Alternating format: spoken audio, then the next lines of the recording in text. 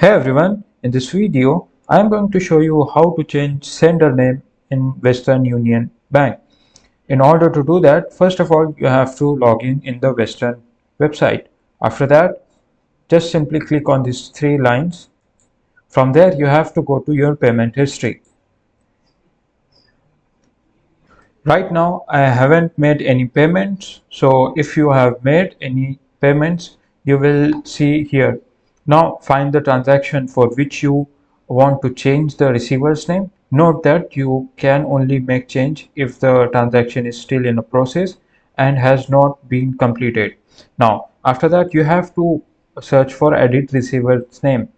For that, you have to click on the transaction to open its details. Look for option labeled as edit or edit receiver name. Now, make the necessary minor adjustment to the name. For example, changing your name or is acceptable, but changing it to a completely different name like uh, will be not allowed. So submit changes. After making your edits, confirm and save the changes. If the changes are accepted, they will take effective immediately. Now inform that recipient, share the new money transfer control number or reference number with the recipient, as this will also change with the updated name.